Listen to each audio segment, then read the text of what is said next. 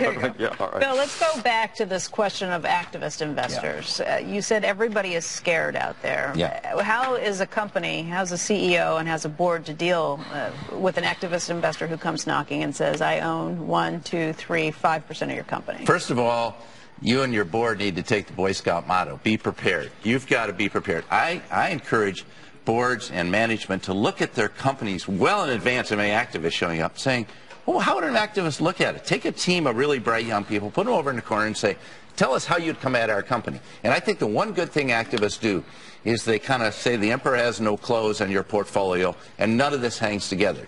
Now, an example of a company that did just that and did it really well and is still doing it is PepsiCo under Andrew Newey. That board, very astute people, they actually looked at it. They can justify $1 billion of profit every year coming from combining the snack business and the soft drink business and so on. Nelson Peltz comes at Indra and says, let's break it up.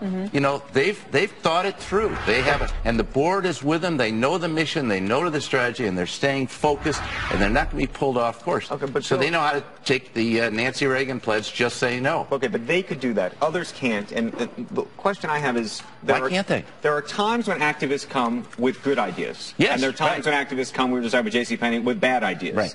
And the question then becomes, if you're a member of management and you're trying to fend them off in advance, whether you are going to start making even, you know, talking about Michael Dell saying that he's living on a 90-day cycle or an 89-day cycle, you know, you're going to start making even shorter term decisions, knowing that you're going to be up for vote every, you know, when the proxy's coming. And so then the question becomes, if you're actually right and you're part of management and you're being attacked on all sides, what do you do then?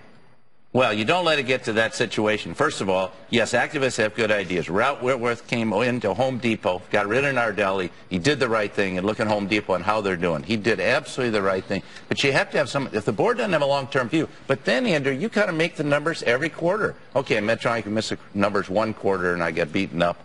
But, you know, you've got to think about it, keeping your costs in line. And if you have businesses that aren't paying out. I mean, look at the portfolio now. If you're looking at quarterly management, that's not always the best long-term investment. Well, no, you don't. I said anyone in our company that sacrificed the long-term to make their quarterly numbers was gone. Right, but Carl Icahn doesn't agree with that. And so if you're trying to play against that, what do you do? I'm not worried about Carl Icahn. You know, I've got big holders, and if they believe in us, I'm going to stay the course. I'm not going to flinch. I'm going to stay with it. I'm going to stay. That's a target. I'm going to stay very close to my big shareholders long before.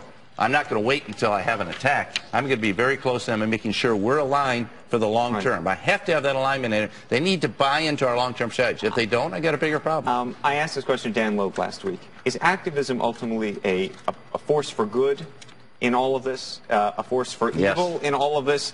You know, he said democracy can be messy. Sometimes it doesn't always work, but overall it is a good thing. Yeah. Where do you land?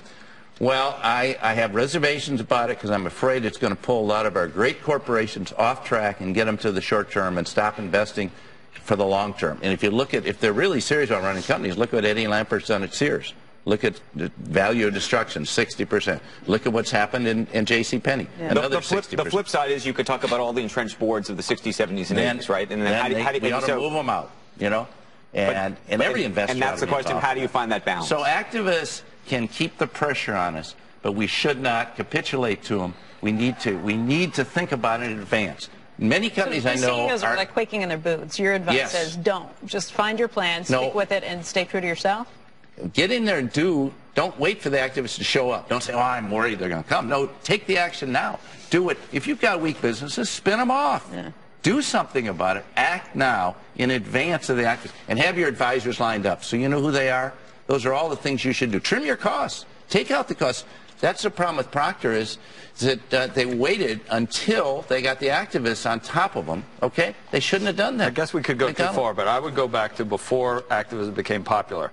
At that point, would you say CEOs were too entrenched, too boys clubby, or not enough. And I would say unequivocally, they were too entrenched. And they had all their boards.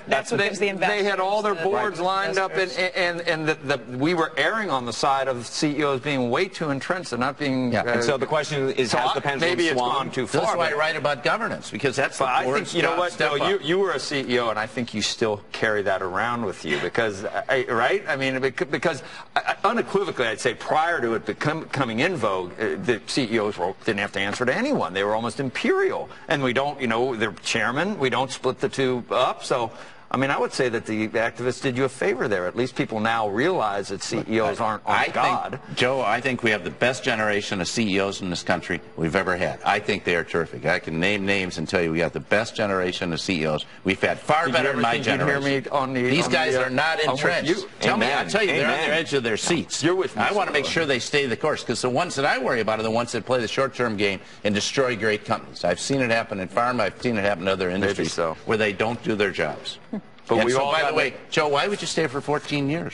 We've all got 10? Right. We've all got an example of a CEO that was entrenched and had the board in his pocket. Yeah, and I know. as a result, the stock never moved, and shareholders were suffering for. Move on. You can't move on if the board's playing golf with the guy every weekend. There are a lot of vehicles. The board's got to step up. All right. Okay.